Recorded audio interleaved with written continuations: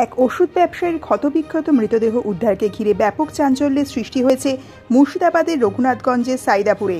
Police সূত্রে জানা গেছে, মৃত ওই ব্যবসায়ীর নাম জয়কুমার নাথ সাহা। তার বাড়ি রঘুনাথগঞ্জের সাইদাপুরে। ইতিমধ্যেই মৃতদেহ উদ্ধার করে ময়না তদন্তের জন্য পাঠানো হয়েছে জঙ্গিপুর হাসপাতালে। এদিকে ওষুধ ব্যবসায়ীর ক্ষতবিক্ষত মৃতদেহ উদ্ধারকে ঘিরে শোরগোল সৃষ্টি হয়েছে এলাকায়। কিভাবে বাড়ির ভেতর থেকে মৃত্যু হয়েছে তা জানা না গেলেও 3 দিন ধরে নিজের স্ত্রীর সাথে ঝামেলা চলছিল ওই ব্যবসায়ীর বলে পরিবার সূত্রের খবর। তার শরীরে একাধিক আঘাত চিহ্ন পাওয়া গেছে। তবে এই ঘটনায় কে বা কারা জড়িত তা এখনো পর্যন্ত জানা না গেলেও ঘটনার পূর্ণাঙ্গ তদন্ত শুরু করেছে রঘুনাথগঞ্জ থানার পুলিশ। মা হাঁটতে এসে দেখে যে চেঁচামেচি হচ্ছে, তখন সঙ্গে সঙ্গে ফোন করে যে এরকম জয়দের বাড়িতে চেঁচামেচি হচ্ছে।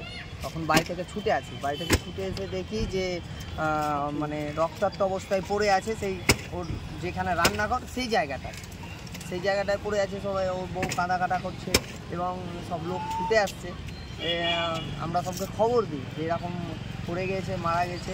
তো তারপরে আমরা ওখান থেকে বডিটা সাইড করি, তো দেখি যে মাথা পুরো ফ্যাটলে গেছে এবং বুকে আঘাত রয়েছে, আঁচড়ানোর দাগ রয়েছে এবং থুতনি কেটে রয়েছে।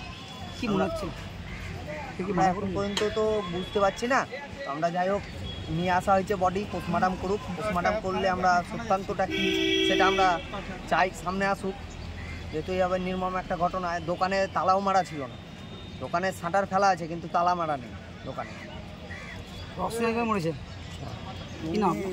আমার নাম অনুপম সাহা। ঘটনাটা কোথায় ঘটেছে সেটা তো বলতে পারবো না। কোথায় ঘটেছে? বাড়িতেই, কোন দোকানের পেছে। জায়গাটার নাম কি? সন্মতিনগর। আমার নাম অনুপম সাহা।